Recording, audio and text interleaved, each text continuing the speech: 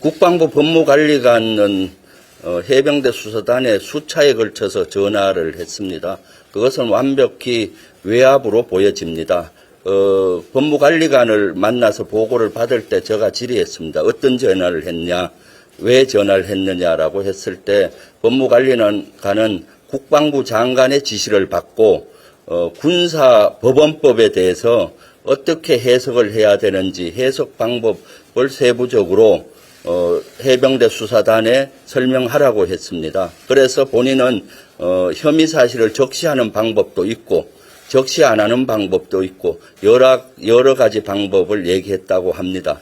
그 수사단장은 그렇게 전화를 여러 번 받으면은 그것은 당연히 외압으로 보이죠. 특히 혐의 사실을 적시하지 않는 방법도 있다라고 얘기한 것은 저는 외압으로 보여져요. 왜냐하면은 지금까지 작년에 군사법원법이 바뀐 이후에 6건이 이첩이 됐습니다. 경찰로 6건 모두 혐의 사실이 적시가 돼 있었습니다. 그런데 이것이 당연히 이렇게 해온 건데 왜 적시하지 않는 방법도 있다라고 이런 식으로 얘기한 거죠. 그래서 해병대 수사단장은 그렇게 법무관리관이 전화하는 것은 외압으로 비춰진다. 이렇게 또 얘기까지 했 것이고요. 그 다음에 군사경찰 직무법 시행령 7조에 의하면은 군사경찰을 지휘하는 부대장들은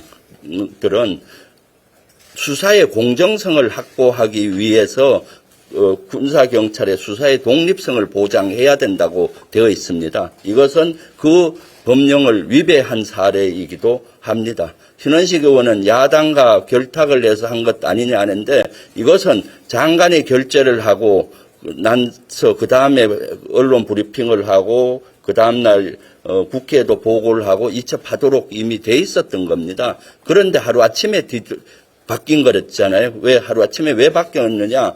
그날 저녁에 국가안보실에서 관련 자료를 요구했고 수사 관련 자료는 거부했는데 나중에 결국은 그 다음날 할 브리핑 자료를 제공을 하면서 상황이 반전이 완전히 돼버린 겁니다. 그러니까 모든 국민이 의심하고 하는 합리적인 의심인 것이죠.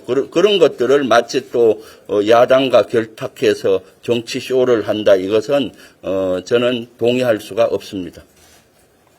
보충해서 네, 보충해서. 그러니까 그 정도 안에 뭐 의견 개진이냐 또 외압이냐고 봤을 때 수평적 관계에서 또 대등한 관계에서 조언을 한다면 의견 개진 될 수 있겠죠. 그러나 그 해병대 수사단장 위에는 이제 해병대 사령관이 있을 거고 그 위에 어떤 장관이 있을 것이고 장관의 법무참모가 이제 그 법무관리관인데 지휘체계 상부에 있는 더군다나 군 지휘체계 사실상 대통령을 제외하고 최상단에 있는 국방부 장관의 법무참모가 의견 개진하는 걸 얘기하는 걸 의견 개진이라고 얘기할 수 있겠습니까? 법리적으로 명백한 외압이죠. 그건 사실은 그건 논의의 여지가 없는 겁니다. 뭐 그 의견 개진하는 사실 자체가 없었다고는 모르지만 내 의견이 이렇다. 장관의 법무참모의 의견이 이렇다고 하는 건 장관의 의견인 거지 사실. 그렇지 않겠습니까? 그건 명백한 외압이고 어떤 수사 개입이라고 보고 있습니다.